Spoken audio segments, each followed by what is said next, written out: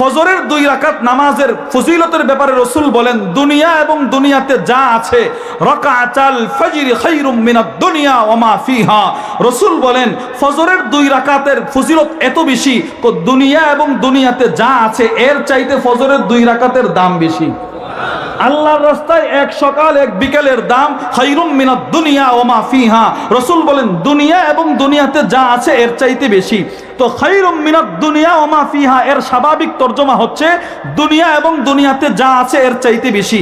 এর মূল অর্থটা কি এটা খুব সুন্দর করে বর্ণনা করেছেন জগৎ বিখ্যাত আলেম আল্লামা মুহাম্মদ ইবনে সালেহ আল উসাইমিন রাহিমাহুল্লাহ। তার বিখ্যাত কিতাব আশ-শারহুল মুমতি' আলা যাদিল মুস্তাকনি' তিনি বলেন আদ-দুনিয়া মুনযু খুলিকাত ইলা কিয়ামিস সাআ ওয়া খায়রুম মিনাদ দুনিয়া ওয়া মা ফিহার তরজমা হচ্ছে পৃথিবীর শুরু থেকে কিয়ামত পর্যন্ত আল্লাহর এই দেওয়া পৃথিবীতে যত স্বর্ণ উৎপাদন হবে, যত রূপা উৎপাদন হবে, যত হীরা মণিমুক্তা উৎপাদন হবে, দামি জিনিস বলতে আল্লাহ যা দিবেন সবগুলো যদি মিজানের এক পাল্লায় রাখা হয়, গোটা 7 জমিন 7 আকাশও যদি এক পাল্লায় রাখা হয়, অপর পাল্লায় যদি ফজরের 2 রাকাত নামাজটা রেখে দেওয়া হয়, অথবা মান ইয়ামাল সুআই ইউজজাবি আয়াতের এই অংশটা রেখে দেওয়া হয়, তিনি বলেন আয়াতের এই অংশের পাল্লাটার ওজন বেশি হয়ে যাবে।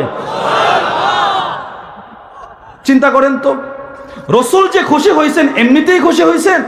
রাসূল বলেন এই আয়াতের দাম গোটা পৃথিবীতে যা আছে এর চাইতে বেশি। এবার আল্লাহ রাসূল এই আয়াতটি তেলাওয়াত করলেন। নবীজি আয়াতটি তেলাওয়াত করে বলেন ইন্নাল আবদা ইযা আযনাবা যাম্বা। শোনো শোনো, আল্লাহ তাআলা মানুষকে বড় মহব্বত করে বানাইলেন।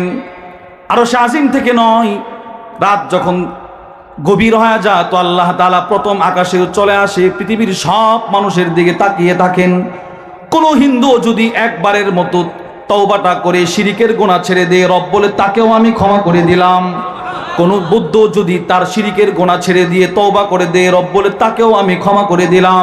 এবার যদি একটা সারা জীবন যার শিরিকের গুনাহে দ্বারা জর্জরিত, তাকে যদি রব এত তাড়াতাড়ি ক্ষমা করতে পারেন, একজন মুমিন যখন তওবা করে রব তাকে কি পরিমাণ ক্ষমা করবে।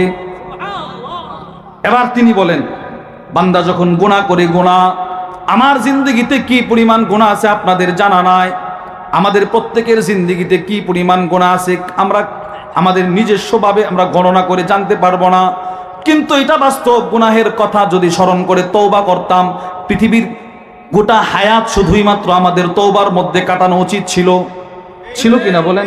এবার আল্লাহর রাসূল বলেন আমার উম্মত যখন গুনাহ করার পরে যখন তার দিলটা পাথর হয়ে যায়, তওবা করতে চায় না, আল্লাহ তো তাকে বড় মহব্বত করে বানাইলেন।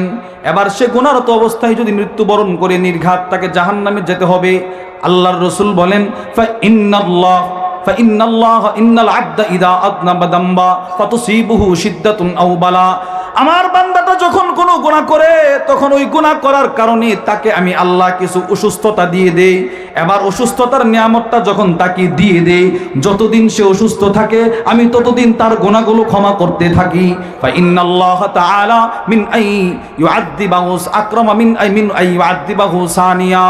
আল্লাহর রাসূল বলেন আমি আশা করি যাকে দুনিয়াতে একবার অসুস্থতা দিয়ে বিচার করা হয়ে গেল, তাকে রব মৃত্যুর পরে জাহান্নামে দিবে না। তাহলে বোঝা গেল অসুস্থতা আমাদেরকে দেন কেন? আমরা যে তওবা করি না, রব অসুস্থতার নিয়ামতটা দিয়ে আমাদেরকে অটোমেটিক তওবা করিয়ে দিচ্ছেন। আরে সুবহানাল্লাহ জুড়ে বলেন না। তাহলে এতক্ষণ আলোচনার দ্বারা কি বুঝলেন? সুস্থতা মাশাআল্লাহ, মারহাবাম বিকুম। সুস্থতা অসুস্থতা না, এটা ভুল বলছেন। শুধু কি নিয়ামত বলেন? নিয়ামত রহমত। অসুস্থতা সবাই বলেন অসুস্থতা। হ্যাঁ, এবার আসেন সুস্থতার নিয়ামতটা আমরা খুব সহজে আমাদের শরীরে যদি আসে আমরা আনন্দ থাকি। এবার অসুস্থতার নিয়ামতটা তো আমরা ভোগ করতে পারি না, আমরা তো দুর্বল। খুলিকাল ইনসানু দাঈফা।